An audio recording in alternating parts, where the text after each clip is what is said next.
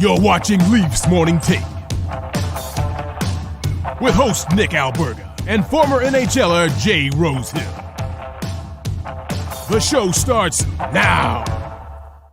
My major takeaway from Thursday night's OT loss on Long Island, Austin Matthews is a Toronto Maple Leaf for the foreseeable future, which is great. We're happy about that. It's the Friday edition of Leafs Morning Take presented by Betano, Nick Alberga, and Jay Rosehill. How's it going, buddy?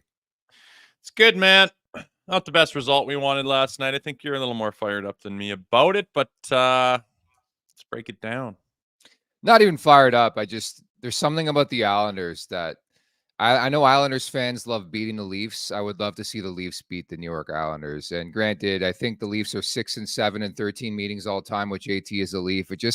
It seems like the Leafs do not play the Islanders well. And it's like the Islanders take the fight to them. It doesn't matter who's on that roster. We're going to jump into that game. But did you see Ilya Samsonov? For some reason, they elected to have him face the media. Like, it's not like people are like, we need Samsonov and we're going to get pissed. But he talked to the media yesterday. His reaction to being waived by the Leafs, you're sad, yeah, but it's nice signal for your brain and your body. Man, you need to wake up and get back on track and working hard as you can. Can you break that down for us, Rosie? He's sad, yeah. I don't know what I mean, I'm sure they ask him beforehand, like their media guys would be like, hey, do you want to, the guys want to talk to you? How are you feeling about that? And he seems like a guy who doesn't shy away from the media. He's always like, yeah, sure, I'll talk to him. And he answers very, very directly and honestly. Yeah. And I don't see anything wrong with it. It doesn't hurt him or anything. He just says it. It's not his first language, speaking English. So you get the bits and pieces, but, you get a sense of, he wasn't in love with going down there, but it's a wake up call. And it just, everything about it sends a signal to me that it's like a mental reset. The guy just needed to go down and have a different look, a different environment, and just have a little wakey and see if that changes anything. Because his problems are mental, they're not physical. And like I said yesterday, that position is so mental that if you're not in the right place, it can just really add up on you. And it did on Sammy to the point where you can't really have him being your goalie. So something had to change there, and we'll see. Yet to be seen if that made any changes in his mind or not. Yeah, I hate to break it to Sammy, but the biggest start of his NHL career is coming up, I think, this weekend, unless they just flip the script and go to Hildeby on Sunday against Detroit. Like, this is everything. If Samsonov comes out there and gets lit up, well, it's curtains in Toronto. That's it. You can't roll this guy out there anymore, especially you're taking on a divisional opponent on Sunday too. Like, I'm just speculating it's going to be Samsonov in the back end of the back-to-back, but this is a monster start. Whoever starts this game this weekend, I have a feeling it's going to be Samsonov, though. Yeah, me too. Hildeby's not. He was like, there's a reason he's not on the roster anymore. They didn't play him when he was on the roster, so they're not playing him when he's not on the roster. So it'll be Sammy here at some point in time. And yeah, like you said, it's a big game for him. He's going to get a crack at it, and we're going to be able to see, like, can you salvage anything out of this season, Sammy? And it's tough. It's hard enough playing that position. It's hard enough playing it in Toronto, and then to have, like you said, like, he's not dumb. He's aware that this is my shot to say, no, I can make something of this season. I can be your goaltender. And if not, like you said, it's probably curtains. Like, there's only so many chances and times you can give a guy to find his game. And, time's ticking, points are clicking away, and the season's rolling on without you. And, you can't just keep giving this guy chance after chance after chance, as much as they want him to find his game. If he doesn't, they're going to have to move on. And Joseph Woll's getting healthier, and Marty Jones has done what he's done. It's your last chance here, Sammy. And my fingers are crossed for him, man. I like him. I know what he's capable of, but yeah, he certainly hasn't had his game this year. That's for sure. So we have another one of your former teammates with the Maple Leafs coming up today. John Michael Liles is going to drop by in about 10 minutes. That should be fun. Yeah, for sure. Good guy, JM Lyles. I like to pick his brain about what it was like to be a Leaf, what his experience was. He's got his hands in the Colorado Avalanche to a certain degree this year too, so we can go over some parallels. That team's absolutely buzzing right now as well. So it'd be fun to have him on and pick his brain a little bit. Yeah, the guy's living the life. I think he lives in Vail, does some stuff with Altitude Sports there in Colorado, and works with those gems in the broadcast network out there. So we'll catch up with John in about 10 minutes from now at the Leafs Nation 401, where you can subscribe on YouTube, Leafs Morning Take, wherever you find your podcast as well. Make sure to leave us a review and a comment and all that. and hook us up. And again, do not be against subscribing to this channel as we continue to build here at the Leafs Nation 401, brought to you by DoorDash. It's time for the appetizer. For a limited time, our listeners can get 25% off up to $10 in value and 0 delivery fees on their first order of $15 or more when you download the DoorDash app and enter code NATION25. That's code NATION25, all uppercase, by the way, for 25% off your first order with DoorDash. Offer valid in Canada, subject to change. Terms apply. So the 4-game win streak is over. I think if you want to look at it positivity-wise, extended the point streak to 5 games, 4-0-1. But the second time this season, very similar to that game to an extent, December 11th, although it was the Islanders up 3-1. The Leafs came back, JT 1000 to tie it, and then the Isles win it in OT, but Matthew Barzal wins it. And the two things that stick out from the game, aside from Austin Matthews being an absolute freak and scoring 2 more goals, just D-zone coverage was terrible. The puck felt like a grenade. It felt like I was watching Jersey Shore for the majority of the night. And 2 glaring mistakes, one by Mark Giordano, couldn't clear the puck on the PK, ends up in the back of the net. The special teams, another big story in the game. 2 power play goals to the Islanders. Noah Dobson was great.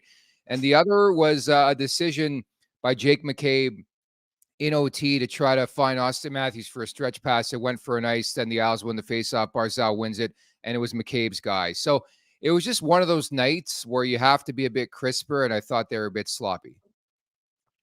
Yeah, that's the thing. It just, just did enough to almost win, but not enough to win. And yeah, some D zone is a little bit chunky. And to go to, I don't think McCabe had his best defensive outing, yet he's starting in overtime. Some of those question marks kind of come up, and like you said, off his stick was the mistake that ended up losing you that extra point. I've been a fan of McCabe lately. I'm not to pick on him. We're just breaking the game down. But, as I said yesterday, with that position of being goaltender, it's a little bit less so, but very much your mistakes as a defenseman are much more heightened than they are as a forward. You can make your mistakes, and there's 2 more layers of defense that you got to go through before it becomes, a huge problem. On D, you make those mistakes, and if your goalie doesn't really bail you out, which you shouldn't be leaning on all the time, it's in the back of your net, and it happens. It's a heavy forechecking team with the New York Islanders. I don't really pump up the John Tavares narrative too much. I mean, he left how many years ago? Half those guys on that team are, they're not going, oh, let's really try hard because John Tavares is in town. I just don't think that's the case. It's just a team that was trying to dig themselves out of the rut, and I was trying to break down the game, and there's just not a whole lot to hang your hat on. It's just one of those games, did just enough to get a point, but not enough to get 2. It is what it is. I think they're going to be parking that one and moving on. Look, this isn't a shot at Martin Jones. I thought he was just okay. It wasn't one of his better outings as a member of the Toronto Maple Leafs, and I understand the position. You're not going to have it every night. The first goal, I think he would have loved to have back. Maybe 2 of the 4 wasn't crazy about. And I do think that's the difference when you have like an Ilya Sorokin, the way the Islanders do, to make those big-time saves. Like sometimes you need that save, and I think at bits and pieces in that game, they got that save. And that's taking nothing away from Jones. I thought he made some really good stops. I just don't think it was one of his better efforts as a Maple Leaf. Having said that, there's no way you pin that on the goaltending. Again, D-zone-wise, I don't know what it is, if it's the juggernaut that is the Islanders on the forecheck, because the Florida Panthers do the same thing to the Toronto Maple Leafs. Man, it was like pizza up the ice. And I'm not talking about the joint that sponsors the Maple Leafs helmet on home ice, man. Like you watch them play like that. I don't know, and you can speak to this because you played in the league, what you attribute that to, but they get pressure and they make some tough mistakes. We saw it in the first period, but definitely a lot to clean up on. And I get it. You're not going to have it every night, but again, that's 2 against the Islanders where you play that way. Yeah, I think sometimes the styles of play don't mesh too well. I mean, when our defensemen get real heavily attacked with, say, a 2-1-2 forecheck, there's a lot of bobbled pucks. There's a lot of, unloading of grenades, and just not that extra half a second to make the decision. And, if the D-men aren't feeling it that night, there's going to be some turnovers. There's going to be some scrambly defensive zone play. There's going to be some hopers getting thrown up, hoping to get the problem off your stick. And it happens. They've been playing pretty solid hockey. Martin Jones, the expectations were were what they were. Just, I don't know. Hopefully we'll see. We're in trouble here. And he has far exceeded them. So I'm not going to put anything on him whatsoever. You can't expect him to have like a 9.6 save percentage every single night and bail you out and make that big save. So like I said, it was just one of those nights. They just kind of had enough to almost get it, but they just didn't have enough to get over the hump. I'm not worried about it. I'm not pointing fingers. I'm not freaking out by any stretch of the imagination. They were on a heater. It was time for it to come to a close. They still got a point. And on the other side of the coin, the Long Island Islanders there were really trying to get their game on track. I think they're a better team than they've been playing lately, and it was a matter of time before they got on track. And they forced those turnovers. They finished their opportunities, and they were the ones that got that extra point. So, like I said, I think mentally they'll try to park that one and just move on to the future. Bright spots, Austin Matthews again, 2 more goals, has 33, back on pace for 70 goals. It just continues. The ease he scores goals, especially against like premier netminders, just scoring 5-hole a couple times in Sorokin. Ho-hum. It's like just another day at the office. I thought the fourth line was really good too. Noah Gregor comes back from the flu, but I thought they brought a bit of jam to this game. Gregor, Kampf, and McMahon. Bobby McMahon scores a goal off a great pass from Gregor. When that fourth line, that bottom 6 in general, is producing, I think it's a game changer for this team. We talked about it the other day, didn't we? Yeah, for sure. I mean, it's the first time in a while that our depth is producing, is looking solid, is something that we can rely on. And I mean, there's a couple of them that can step up, and they're good at ham and egging it. One guy's got this week, the next guy's got the next weekend, and they bounce off each other. And the positive thing is they are interchangeable. There's guys that can move around and go up and down and be in the lineup and out of the lineup. And to me, that's a positive. But to me, that also says, well, since we're doing this anyways, how about a little Corey Perry action, which we talked about yesterday? I just feel like there's multiple spots Corey Perry could pop into this lineup and just as well as our depth guys are doing. I mean, to put them with the Corey Perry, any one of the guys you mentioned, I think they could just flourish, man. I mean, he would just round out that bottom 6 so well. I just would love for them to put together a deal. I think it's ripe for it. I feel like he'd want to be here. I think I can't see another team being higher on his option list for him to go and, kind of sweep that personal shit under the carpet and leave that behind and kind of start a different narrative. And for him to be a Toronto Maple Leaf and wearing that jersey, I think would be perfect for him to move on from that kind of mess that we last know him for. So yeah, I mean, a bottom 6 is producing. They're looking sharp. Like you said, there's interchangeable guys that are all stepping up at different times, which is a huge sign this time of year. Yeah, put it this way. Would you rather have Corey Perry on your team, or would you rather have him on Boston or on Florida, a team you might have to face in the first round of the Stanley Cup playoffs? I'd throw Tampa in that conversation too. Like, I know my answer. Yeah, it's not even close, man. Every series I've watched him for how many years now, I'm just like, this guy is good at everything. He's well-rounded. Like, the biggest thing is he's an agitator. He's in your face. He's drawing penalties. He's frustrating the team. He's getting them off their game. And then while he's doing that, he sneaks in backdoor, corrals the loose puck, and buries the big game-tying goal at a prime opportunity. He's built for the playoffs, that veteran leadership. He's just still got it. I don't care if he skates a million miles an hour. There's ways around that these days. And I would love to have him on this roster. Drags you through the fight for sure. And I always like to bring this up because every time I go to Beer League on Sunday, they like to talk about the Leafs goaltending. They like to talk about the team defensively. Rosie, what's the thing that you always remember about the Leafs losing in the Stanley Cup playoffs? What's the theme? We don't score enough.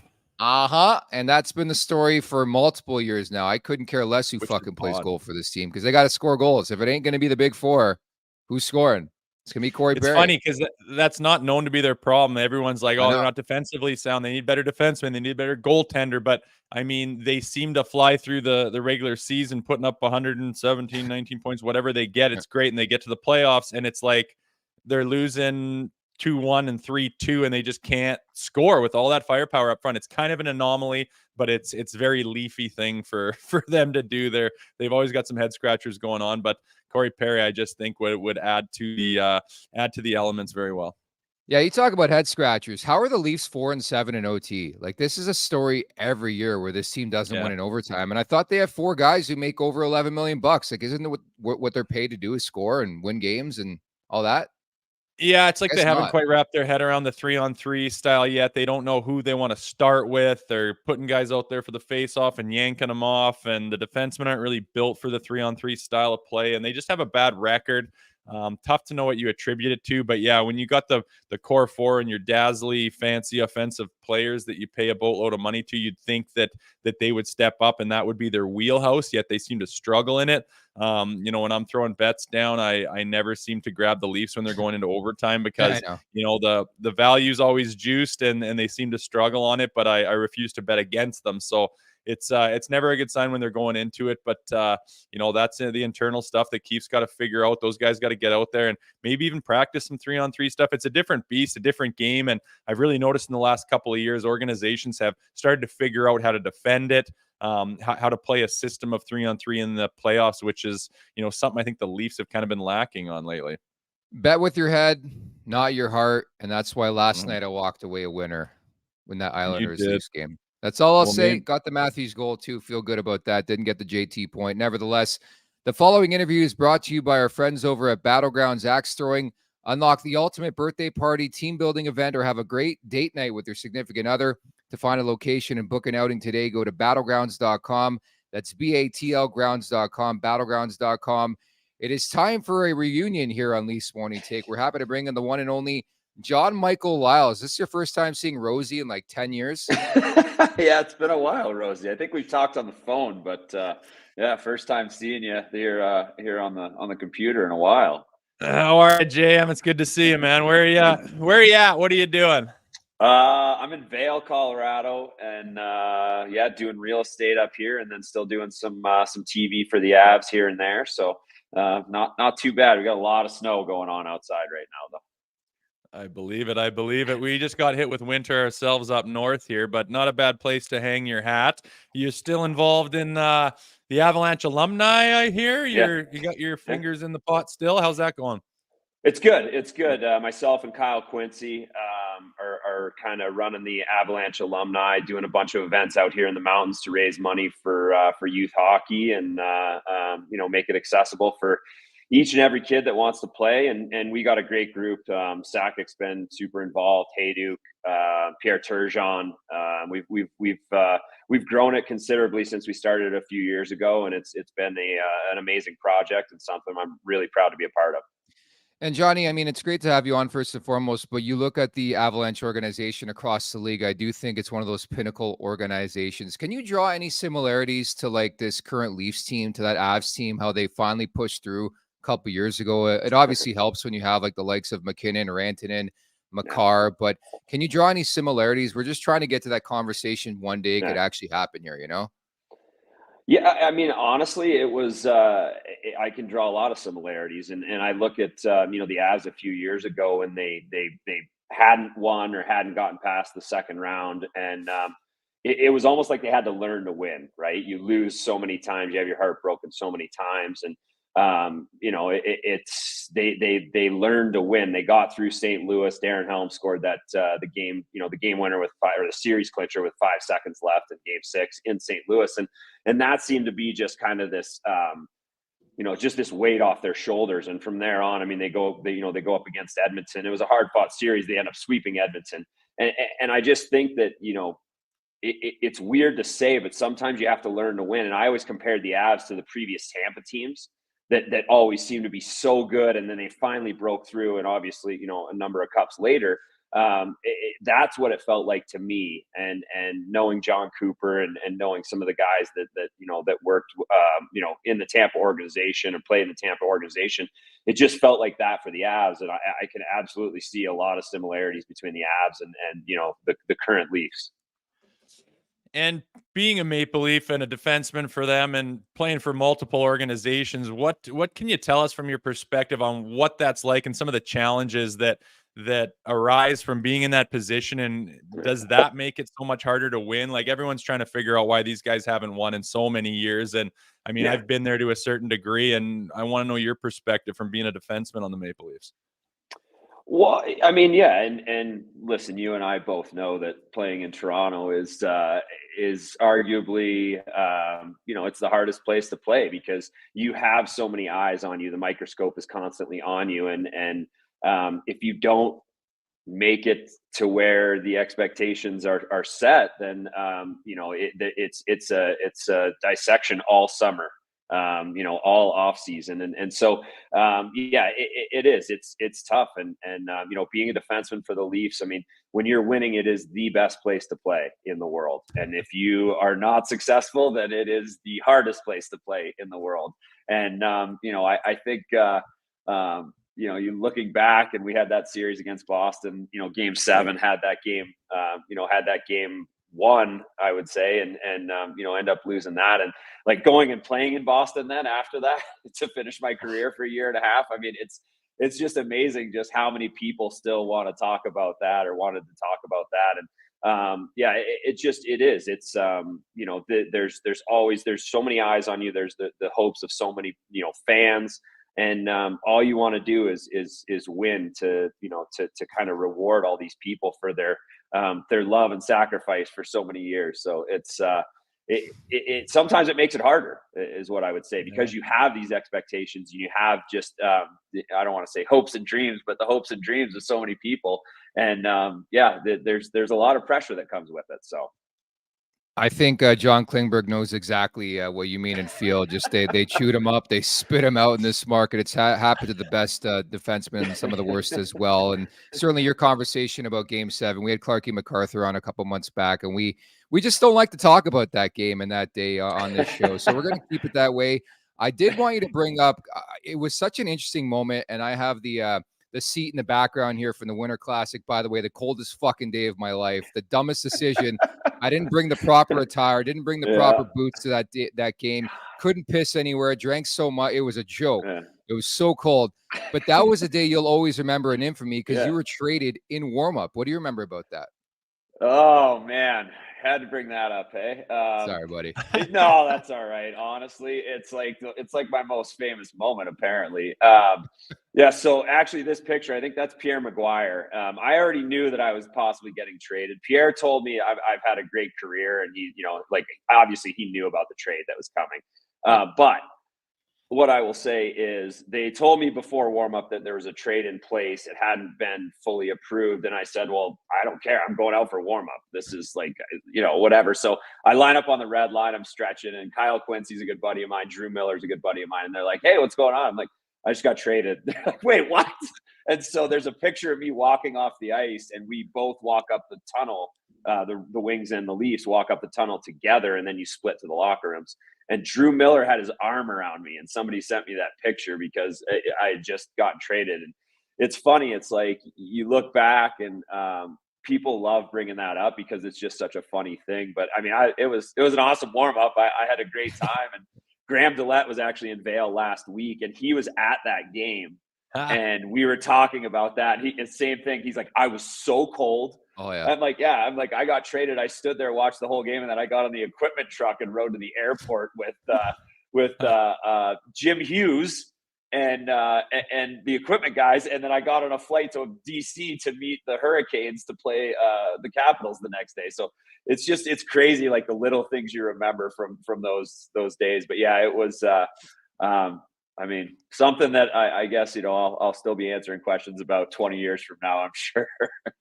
Did you get a chance to get into an outdoor game after that or no?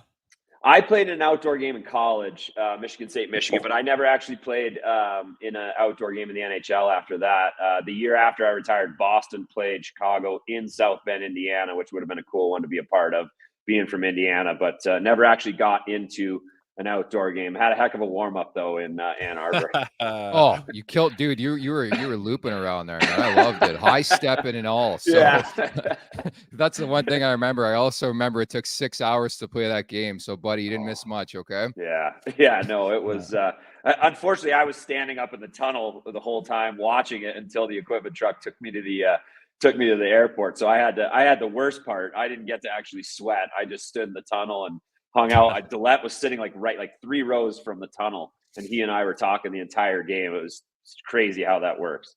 Infamous story, and of course Tyler Bozak scores. Yeah. Weyburn, Saskatchewan boy Graham Dillette, if he's cold, it's cold out there. Oh yeah, he was freezing. He was wearing a Flames jersey too, and I was just shaking my head at him the whole time. Brutal. I think his yardage book is a Flames. It's got a Flames logo on it too. What a beauty! It is. I just wanted to ask you too about this Maple Leafs team. I'm not sure how much you're tracking them. Of course, you're covering the Avs. The Avs in town to take on the Leafs this weekend. But what do you make of the whole core four? Obviously, a lot's changed since you were a Leaf, John, and they're building something here, and they're trying to win a Stanley Cup still. I mean, the focus is still there. But what do you make of those four guys? You think it's possible to win with them?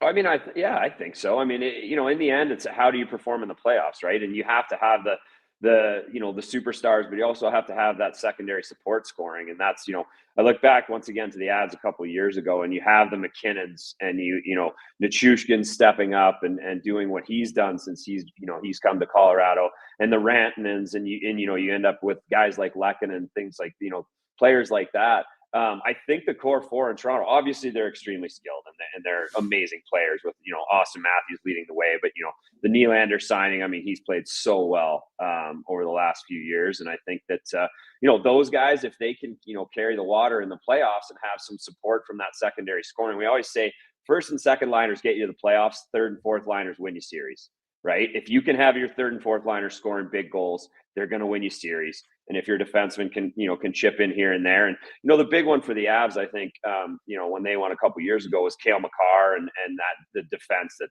how they played Taves and Makar. You had Byram and Manson, and then you had Jack Johnson. Sam Girard got hurt, but you had these guys that just they played just such a swarming style. And so you had that ability to chip in from the back end. You had the third and fourth liners chipping in. Like I said, Darren Helm scored the series clincher against St. Louis. And so your big guys, if they can hold serve against the other team's big guys, and you can get that support from your third and fourth line guys, your second line guys, then that's how you win series. And so, obviously Toronto has the skill and that core four, and I don't see them not being able to hold serve against anybody. That's for sure. Yeah, it seems like every team that wins the Stanley Cup or goes on a deep run has got those depth guys that just step up and out of the realm and carry that team in those ways and round it off to a point where, they're a big piece of what makes it go deep. And we're talking about Corey Perry right now as he prepares to possibly enter the league again. What would be your thoughts on being on a team or a fan of a team where you pick that guy up and pick him up for cheap and put him in your bottom six? Well, I think that I think there's probably not going to be any shortage of people trying to add him to their lineup. He's had success. He's obviously won a Stanley Cup. He's been into multiple Cup finals recently, and so he's a guy like I heard you talking before I jumped on. Just he drags people into the fight, and that's what you want. You want guys like that. You want guys that are gonna make a difference, especially at crunch time. And he's battle proven, and a guy that he can add to your team. And so ultimately, are there going to be teams that want to add him? For sure. I could see the Leafs wanting to do that. I could see a number of teams wanting to do that. And it'll be interesting to see how that plays out. With everything that's gone on this year, it'll be really interesting to see just kind of how everything shakes out. But, once again, a guy that you would want on your team in playoffs, like I played with Brad Marchand. I hated playing against him, but loved playing with him and loved having him on my team. And he's the same type of guy, right? Drags you into the fight, and you love playing with those guys. John, I know you got to run, but any chance I can get to bury that scumbag Mark Mosier, I'm going to do my best. What did you make of Mark Rycroft taking a swig of Mosier's spit cup? I think this is a party foul on Moj. Don't put your spit cup anywhere near your co-host.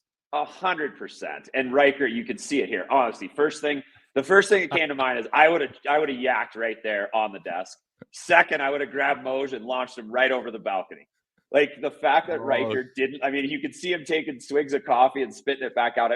This is all pro from Riker, and Moj still continuing on, because if I was Moj, I probably would have been laughing harder and we would have lost, 2-3 minutes. Now Riker's kind of laughing, but oh my goodness, it turns my stomach sour even thinking about that.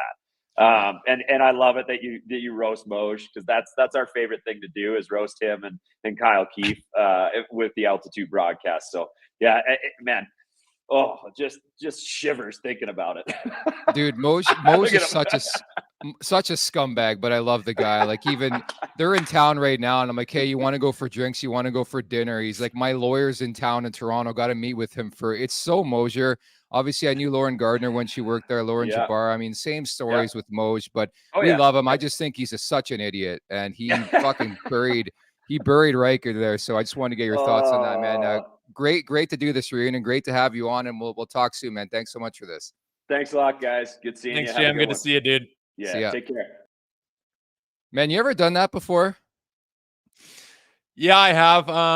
It's happened before. Sometimes it's not so bad if it's your own spitter, but I remember being at like a bush party in like grade 10, and this girl came up and she's on there, and I had a Nestea bottle, and you know, when you're young, you got the red man going, and it's just super spitty. That thing's half full, and she comes up and just hammers it back, and I was just like, is this real life? It's always just hilarious to watch the reaction when they realize what the hell was that. But I can't imagine it being any worse than being on a live broadcast and trying to handle that situation.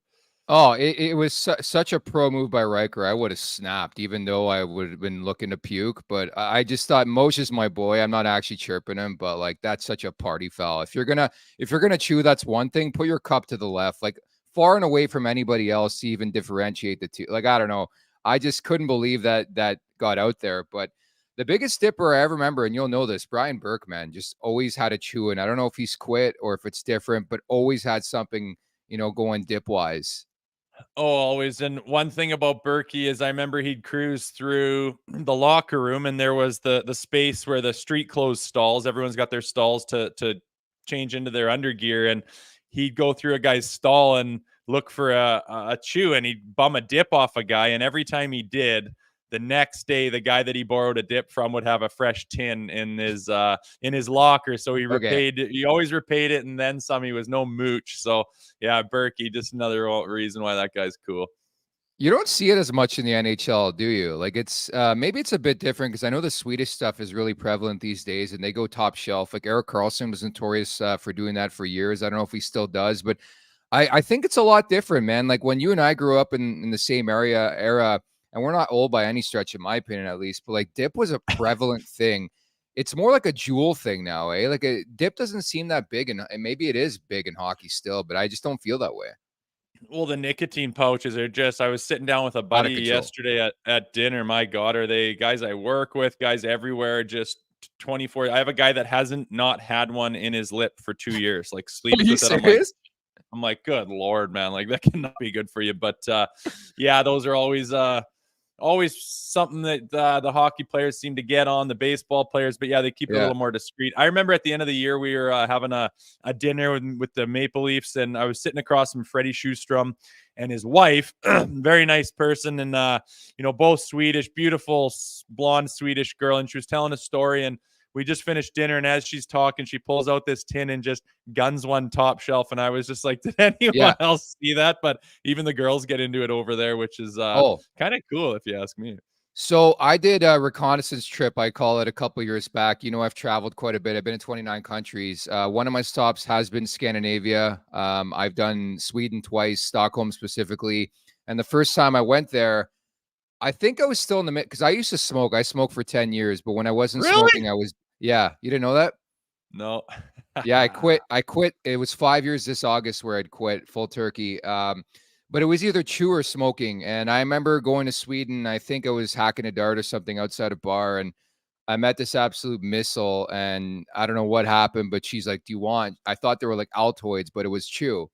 And so they said it's very common women chew in Sweden instead of smoking. It's like a safer or healthier or less smelly alternative for them. That's why they do it. But a lot of the women do it there. Yeah, it makes sense. They got that like Swedish mud and stuff where it's like dirt. It looks like it's got even little twigs and stuff in it, and they knead it into a ball in the palm of their hand and then gun it up there like the monster. Gustafsson always had that stuff going. But stay away from it, kids. No need to get started on that shit, kids. And yeah, the vapes are the big problem these days. It looks like everywhere I go, high schools and stuff, they're blowing big clouds everywhere. Just everywhere. And it's funny you bring up this whole Zyn story, because my brother tried a Zyn for the first time ever. Like, this guy's the most straight edge guy. He's barely smoked a cigar in his life. And He went out with his buddies, I think, a couple weeks back over Christmas, and they just got together at a friend's house to watch a game. And I guess they talked him into having a Zin, so he throws one in. Didn't realize what he had to do. Like, I don't even know if you have to. Like, I've never done Zin. Like, do you spit out? Do you spit or just like? I think that's the No? thing. You don't have to. There's no Okay. spitters laying around. You're not spitting anywhere. You're just gutting it. It's not tobacco. It's just nicotine, the little Zimbabwe's. He got ill. He didn't like, something went wrong, something went awry, and ended up ruining his night. He was having pops with his friends, had to go to the washroom, yacked it out, and he came out, and apparently he was like really, really pale. And I'm like, yeah, that's what you get. But it brought back shades and memories of my first dip. I remember I was watching my buddy play AAA hockey, and I got my hands on some Kodiak Ice. I don't know if you remember that dip back in the day, the strongest shit you can find. And I packed the biggest chew of my life to try to impress this girl from high school who's there. And dude, I've never felt fainter in my life. I rushed to the washroom and puked all over this washroom at this random arena on a Monday night. That was my first dip.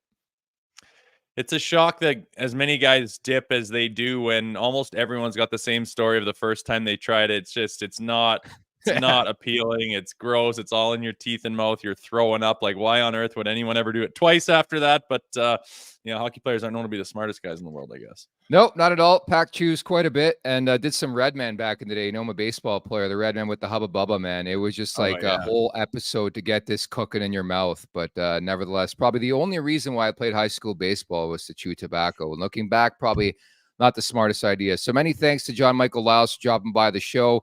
From there, we're going to roll on to a preview of the weekend's festivities, shots on goal. GA, PPG can make or break your week. But don't overlook BPMM, Wendy's' Bacon Portobello Mushroom Melt. Sure, it may not help you win weekly prizes with Wendy's and Daily Face-Off Fantasy, but unlike your predictions, it never disappoints. So try your luck, but don't push it because the Bacon Portobello Mushroom Melt is only back for a limited time. And if you miss it, you won't get a second chance. Sign up for Daily Face-Off today, sponsored by Wendy's and the Wendy's app. So I call it Measuring Stick Weekend, Rosie. That's what I'm calling it. Colorado on Saturday, they're 27-12-3, one of the top upper echelon teams in this league. And then they got Detroit on Sunday. They're 5 points up on the Wings, 2 games in hand. Of course, they got together last time in Sweden, right? Yeah, that's right. It's my eyes are on that Avalanche game. You know, they're a top 3-4 team in the league. They're buzzing, like JM Lyles said. You know, they're a group that's learned how to win and know what it takes. So, you know, with the Leafs being so kind of up in the air and this way, that way, and what are they doing this week? What are they doing that week? To me, this is a point in the season where you can go in, you know, Saturday night is Colorado, correct? And just really show up with your best game, show up with everybody on the same page, go and win that game and make a statement that says, hey, we're up there too. We are legit. We are someone to talk about. We are someone to worry about. Whether it's an Eastern Conference or Western Conference opponent, I don't care. It's a very good hockey team over there. And if you can both get ready for a big Saturday night game and come out with the W, it'll put a little bit of a stamp on where these guys are headed, in my opinion. Yeah, sure beats a Saturday night game between the Leafs and San Jose, man. Like, I don't know who was thinking there when they went, let's put the Leafs and San Jose on Hockey Night in Canada. Yeah. But these are one of these matchups where I look forward to seeing like what the Leafs truly are every year. Colorado's a juggernaut. I watch that team quite a bit. They're a lot of fun to watch play. Makar's had a great season. McKinnon could be the front runner right now for the Hart Trophy. Rantanen's been fantastic as sort of a Robin to the Batman.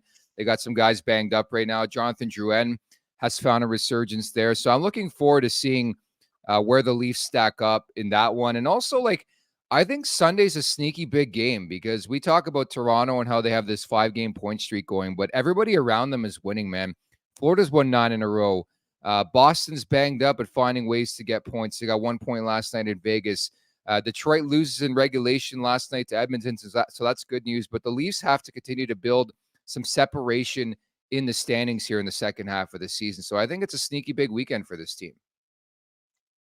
Yeah, it goes back to where we talked about at the beginning of the season. This division they're in, it's it kind of reminds me of the Blue Jays being in a division where it's just like you're not going to get any easy seasons. There's always going to be, the big boys making their runs, and there's always going to be, the teams making, a resurgence of themselves too. And you never know who's going to come up and take it. We talked about Ottawa and Buffalo at the beginning of the season, which hasn't really panned out, but in typical fashion, Florida and Tampa and Boston are in there too. And now the Wings are nipping at their heels. There's no easy seasons in this division. And yeah, they're going to have to try and create separation. And I know it doesn't matter who you play in the playoffs, but it does. You want to play, an opponent that has not been finding their game all 82 games, has not been able to create an identity that's just, plowing forward to the playoffs. You don't want to play one of those big boys right off the bat. You want to get your feet wet with someone else and see what happens. But yeah, every point matters. And, you're playing those division rivals. They're 4-point games a lot of the time, and you want to get those ones. So a big weekend for the Leafs right now for sure, one that you should pay attention to.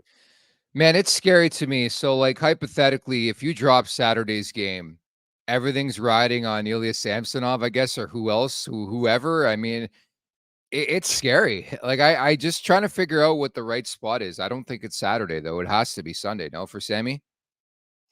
You'd sure think so. Like, you can't put him out there against Colorado. Like, that's a recipe. Like, I know Detroit is a team that can score some goals, but they're not Colorado. And then if they win against Colorado, big win, big Saturday night win against a big opponent. Now all of a sudden, well, Sammy, like, don't let us down here. Like, don't make us take a step back. It's no matter how you splice it. When Samsonov gets his first game, it's going to be high pressure. I know he wasn't feeling it the last time he's played. The last many times he's played, it seems like I can imagine being in that position, and just the movements. Every movement you do it with like a bit of worry, like, oh God, am I out of position? Like, oh God, are they going in a direction I didn't think they were going? And I don't think you can play that position that way. And I hope that going down and having a little mental reset, he's found a way to get away from that train of thought and just be in there confident and like, bring the pucks my way. I'll be there. I'll put my body in front of it and feeling confident. And if he can think that way and get a win here, I think we could salvage something with Samsonov this year. But like you said at the beginning of the show, there's a lot riding on this next game that he plays, which is going to make it all that more difficult to be in that mindset. Sir Bob LeBlas makes a good point. Great handle, by the way, that they could also call up Hildeby and play him on Sunday, which again could make a lot of sense too, because I'm trying to wrap my head around the fact that they're going to throw this guy in there and he hasn't faced a live game shot in 15 days. Like, it's just really I don't weird. understand why. I don't understand why they would do that. You have Hildeby the whole West Coast swing. You're playing against the Anaheim Ducks and the San Jose Sharks, and you don't go to him. Then you switch them and call Sammy up, and then to go back to it makes zero sense to me. I think the only reason you called up Sammy is to have him have his time, and it sucks that it wasn't part of that West Coast swing, because that would have been a little easier for him for sure. But I mean, it's shit or get off the pot time for Sammy. I would be absolutely baffled if they did. I mean, I think there's a better chance they play Martin Jones back-to-backs than they do anything with Hildeby. I don't think they were keen on playing him, so I don't see that happening.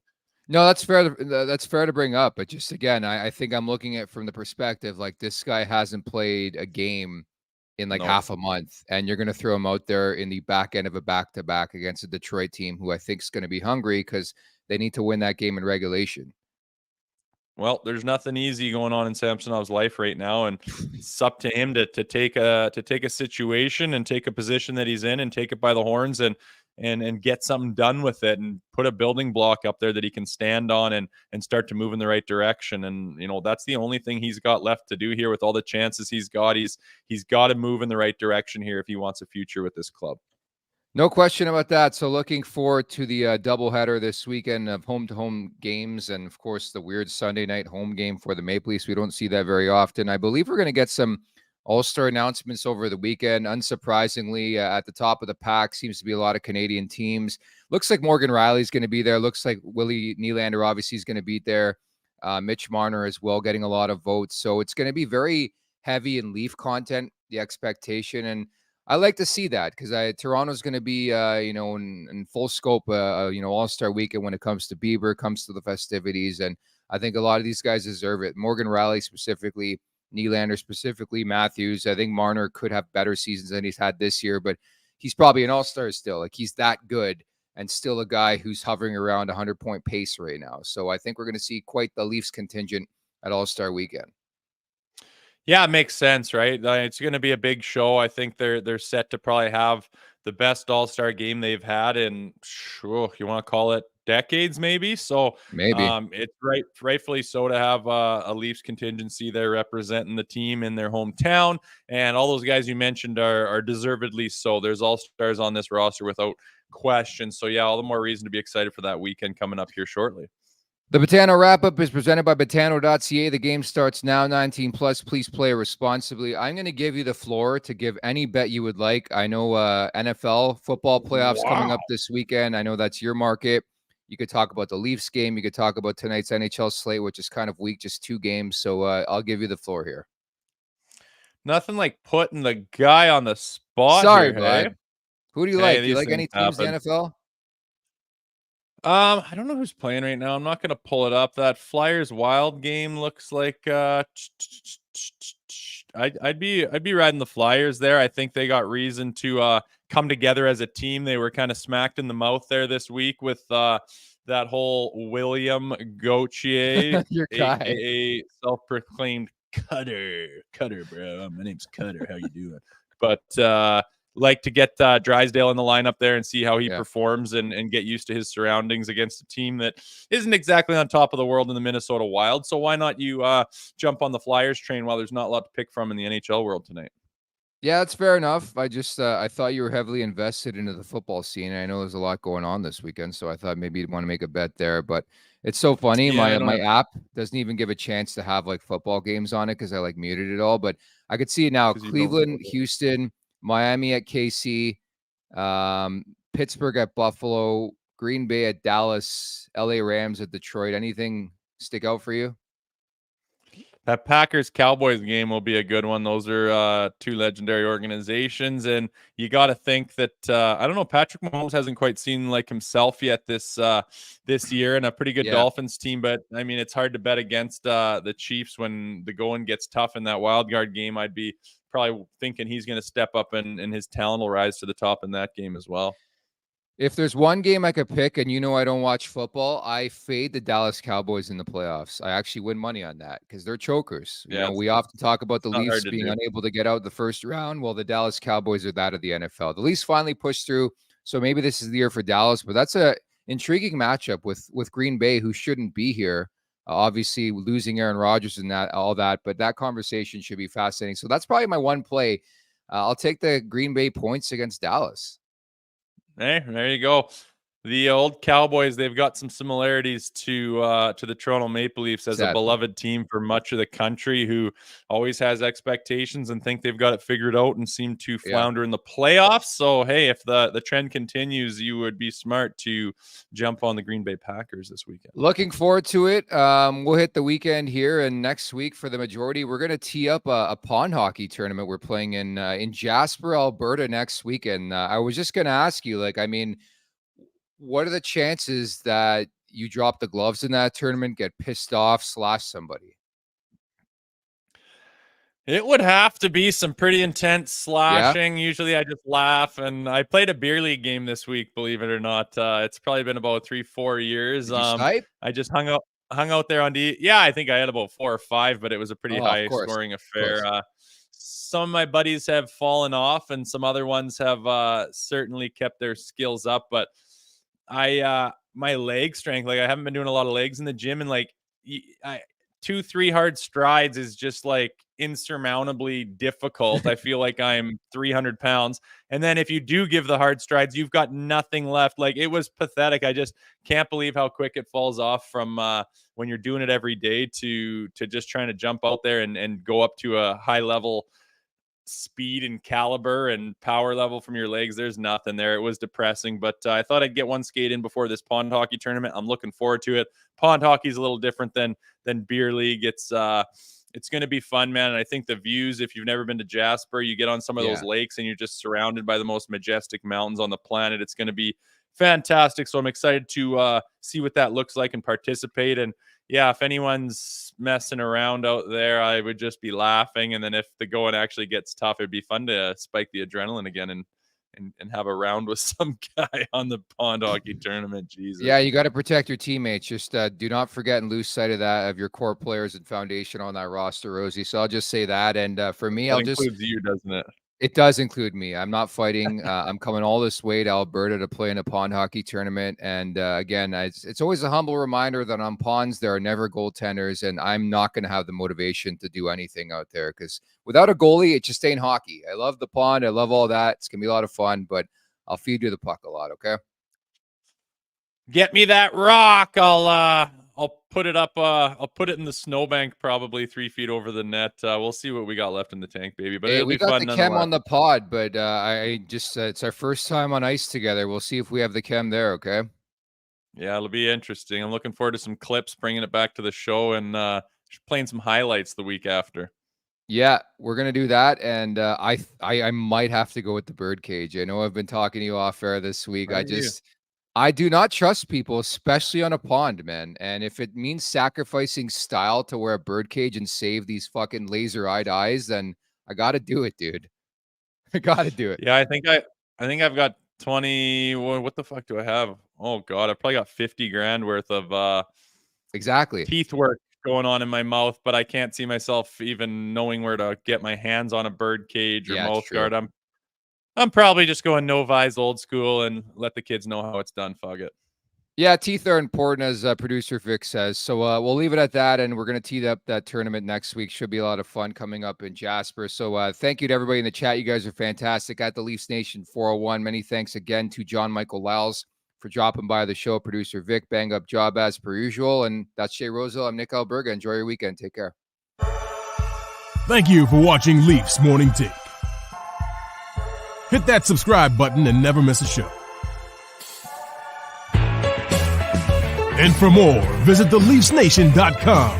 TheLeafsNation.com.